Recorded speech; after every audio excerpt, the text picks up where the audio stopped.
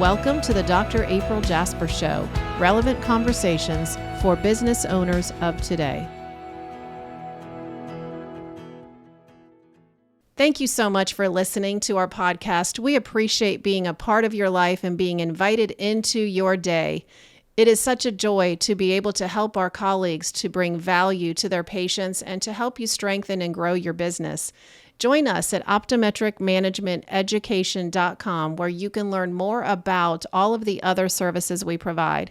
We have a subscription service that you can be a part of, where you can learn and teach your team from the courses that we've recorded on all of the topics that are relevant to your success. We also have consulting services. And right now, if you give us a call, schedule a call with me, I'll be happy to talk to you about what we can do to help you grow your business one-on-one.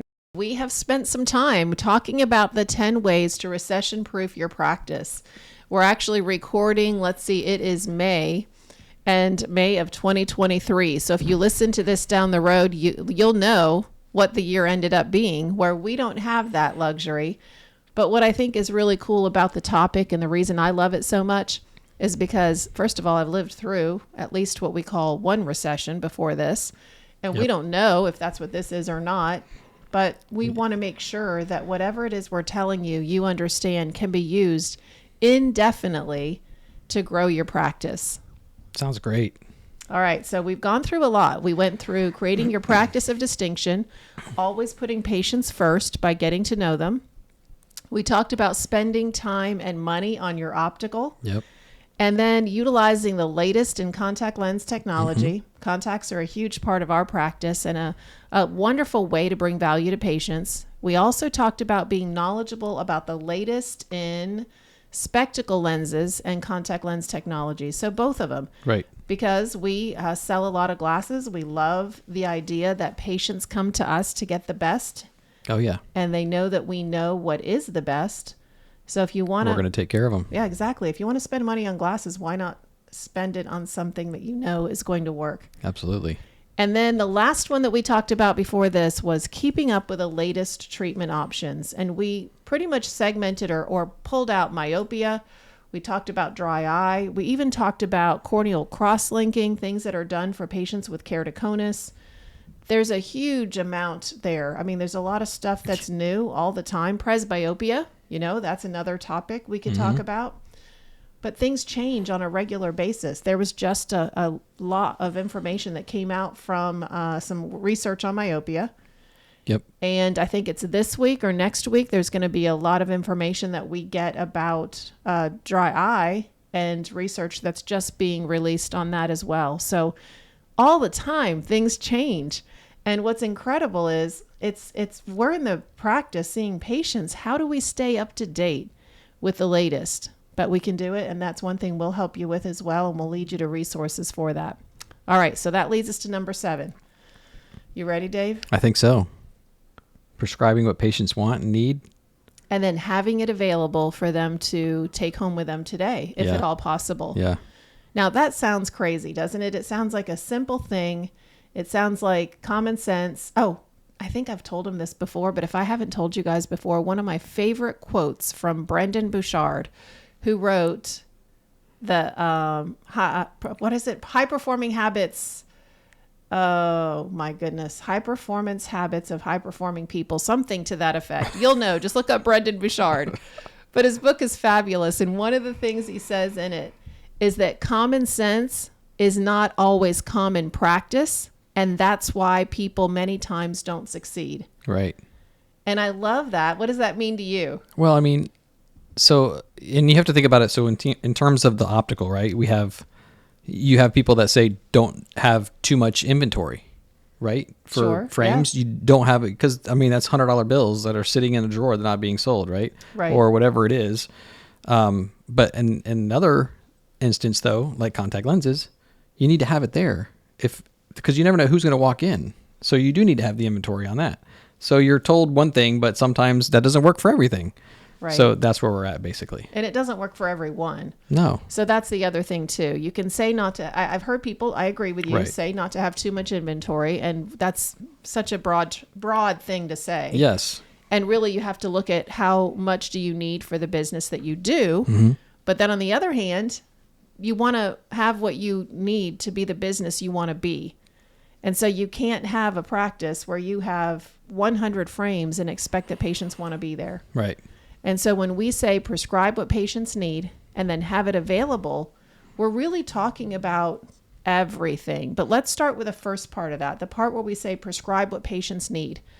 So I think the first thing that most people ask me, Dave, when I say that is, well, how do you know what they need? We are excited to have CooperVision as a sponsor of our podcast. CooperVision is one of the world's leading contact lens manufacturers, and they serve eye care professionals and patients in over 130 countries. Their innovative products help millions of patients see every single day. One of the technologies and innovations that we love the most about CooperVision is their groundbreaking technology in soft contact lenses that helps to slow the progression of myopia in children 8 to 12 years old at the initiation of treatment. And there's a lot of ways, but one of our favorite things that we have, which is in our free resources that you can access on the website, but one of our favorite ways is to ask them. And we actually have a form that we use for patients called our visual treatment plan. Yep. And we have 8 questions that we ask everyone that comes in. And if they don't want to fill it out, like if they don't actually want to write it in, then we keep it and our team will ask the questions and we will fill it out, because at the end of the visit, they're going to take it home. Right. Now, when they take it home, it will be filled out by the doctors as well. And we will put on it what they need based on the answers that they provided to the questions that we asked. Yep. So it's a very simple concept. It took me forever to kind of figure it out. And I think part of it too was because somewhere along the way, someone told me, don't have paper in your practice. And so we try to listen to some of these words of wisdom. Yeah. But I would ask you, even if it's something I say or David says, don't just take it and go with it. If it doesn't make sense, either ask us more questions, email us, and we'll talk about it on another episode, because sometimes it's hard to give you enough about that one little nugget that we talked about. Right. Gold nugget, not chicken nugget. And so ask us the questions so we can expound and expand the topic. But if I go back to what we were saying, 8 questions that people answer, one of which, let me give you an idea. One of the questions is, what are your hobbies? We also ask, how many hours do you spend on the computer and how many monitors do you use? Yep. Now, why would that be important? He's your first example, the guy sitting next to me. Yeah, I need to have my computer glasses. Exactly. I cannot sit like this all day long with your head up looking at going through that. I mean, right. that takes 10 minutes and you're done. Right. And if you're going to prescribe glasses for what patients need, which is exactly what we said, prescribe what patients need. Yep. Once I find out that they're on the computer for extended periods of time, and now if they tell me they have 1 monitor or they have 2, I want to know, where are they? Is one above the other? Are they beside each other? And the reason that matters is because we need to design the eyewear that are right for them, depending on what they spend their day doing. Right. And I just got done writing an article, Dave, about the fact that it's about ocular surface disease. But I was writing this article about the fact that now we know, and I just looked up the data yesterday, the numbers from March were that 30% of people are working from home still. Wow. And it said that they will not change that. Most businesses are not going to change that requirement because they know that they're going to lose employees if they enforce anything different. It also said there's a lot of the rest of the people that are going to work that are not going to work full time. They're in a hybrid situation where they can spend some time at home and some time at work. So if you look at the total number of hours paid, of all the hours paid for work, over 50% of them are hours worked at home. So it's pretty incredible. And if you think about that, how do I know that? And what if I know that? Does it change anything? Right. And the reason it does is, and what's their setup in 2 different places? Exactly. Honestly, I mean, you got our setup here at the house, because we have a setup here and we have a setup at the office, and they're different. Monitors might be different. Sizes might be different. It's just chairs and air conditioning vents are different. It's just completely, it can totally change your life. You come home one day and you're just like, what in the world's going on? I'm sitting here and the air's blowing on me. Didn't even realize the air was blowing on me. And it's like, oh, right. And it changes causing how you my see. eyes. Yeah, exactly. It does. Absolutely. And interestingly enough, the other thing that people have commented on is I've seen comments saying, well, who cares if people are working at home or at work or at a building? It should be the same visual demands, but here's where it's not. Besides the workplace looking different, the other thing that's different is when you're working from home, because you're not in the office with all your people, you're on the phone or you're on the computer doing Zoom calls. And so that's what's different. Even the time that used to not be digital device time, and they might not think of that as time spent on the computer, it's actually time spent on the computer. You're just doing a different thing. Yep. And all of it matters because the most important thing, two big things. The most important thing is when you're on the computer a lot, your eyes are open too much. You don't blink as much. So when you stop blinking, your lids stop touching. You stop having the right concentration of tears and oil in your tears, and your eyes dry out. It's that simple. So now, go back to my 8 questions. If I ask patients, what are your hobbies? How much time do you spend on the computer? How many monitors do you have? And then I ask them what that setup looks like. Now I know right away, I'm going to talk to you about the fact that you need at least those 2 pairs of glasses. But you also told me you play tennis. So now I know you need sunglasses. You also told me that you go diving. So you definitely need contact lenses to wear when you're going diving. And that's how this magic works. Right. And so we talk about this as a way to recession-proof your practice. Imagine the fact that you could choose to go to, I won't say David because we're a team. You could choose to go to Dr. So-and-so who's not here. Yep. Or you can choose to come see us. Right. The difference is Dr. So-and-so isn't asking you about all your needs. They never figured out why you had the problem you've had all your life with this, that, or the other because they didn't ask. Right. Exactly. And then they didn't listen. And that's the other thing. So that's the other thing I'm sure we've talked about before. The first thing I ask when I walk in the room with you, if you're my patient, is, what are your goals for today? Right. And then I stop and listen. Yep. Because I want to know what brought you in. And I can tell you guys, it is incredible the things that people say. It brings tears to my eyes sometimes because sometimes they just come in and say, hey, I just needed to get out of the house. I am so stressed out. Yeah. I needed an eye exam anyway, and I love being here because I always feel at peace. You guys just make me feel good. And then the next time they come in, they say, well, I need to get my annual supply of contacts. I've run out. I don't know how I did it, but today I ran out. It was my last exact day, and I need more. And I need my glasses because, you know, I had these great sunglasses and they fell apart, so it's time for us to move on and get a new one. Now, if a patient sits there and I ask them what they want and they walk through 5 different things, you think I'm going to let them leave without getting all 5 of those things? Definitely not. And what You're not doing your difference. job if you are. If you suffer from dry, scratchy, irritated eyes, the problem may actually stem from your eyelids. Cleansing eyelids daily is essential for maintaining healthy eyes, which is why doctors recommend OcuSoft Lid Scrub Allergy Eyelid Cleanser.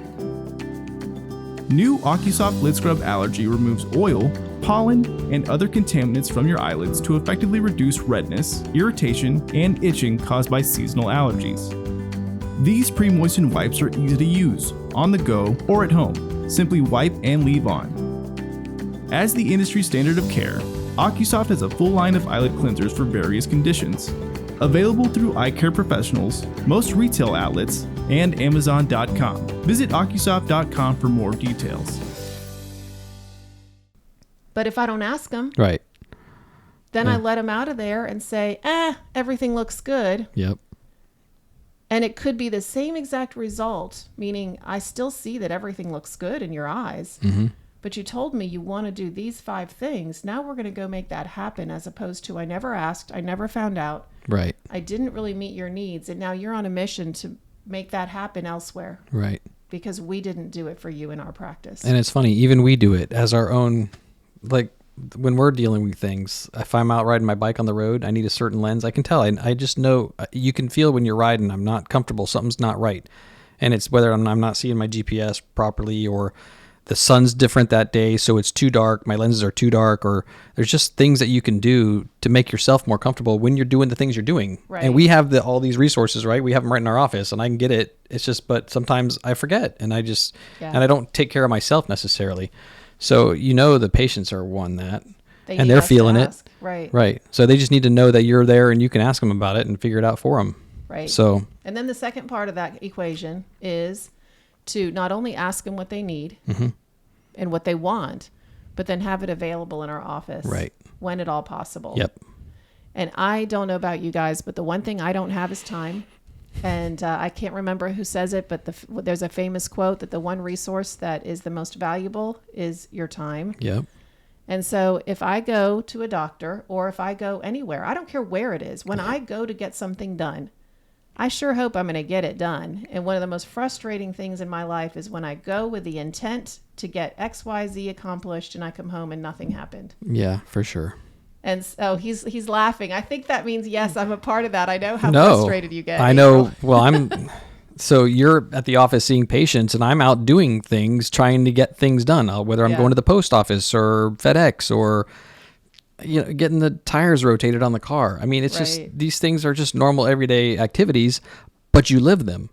Right. And I can go in my office and see how we run things, but then you go to a car dealership or your repair guy and you sit there and you wait and you get frustrated and you're like, oh, should I have had somebody pick me up because this is taking way too long? Yep. And it's just every single thing you do at this point. And then if they send you to 3 different places to take care of the things that they could have had done there, even more frustration. Totally. And so for us, that's the other thing we've tried to do. You can do the same thing. Think about the things that you're going to tell your patients more than once today that they need.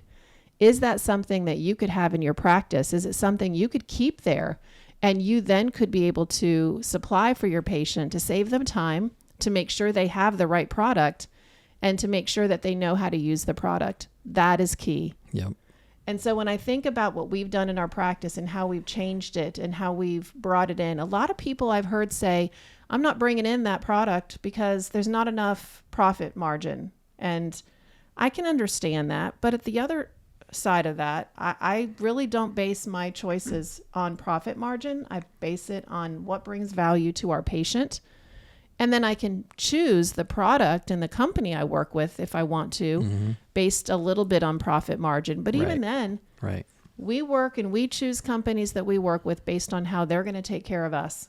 Because the same time management, the same time savings I want to provide for my patients, I expect our vendors to provide for us. And so basically what you're saying is how are our vendors going to take care of our patients too? That's right. Because if their product isn't top notch, they're coming back to us. That's right. They're going to be in our office yelling at us, trying to figure out why this broke or why this isn't working or whatever the deal is. So our vendors are our partners. Yep. Because they're on the line just like we are. And the patients know it. They take it home. I love it. We've said before, our patients are our partners.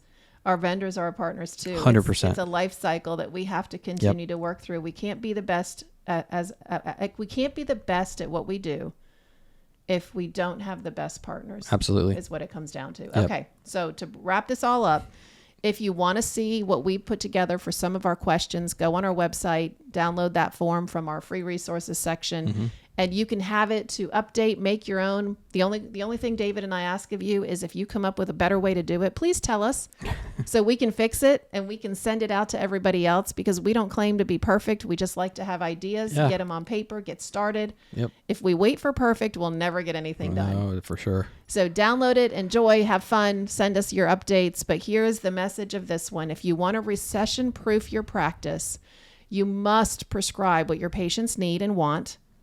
And then, if at all possible, have it available in the practice so they can take it home with them that day, or at least take it home with them as you have provided it. Thank you so much. We'll see you next time for number 8 in the 10 ways to recession-proof your practice.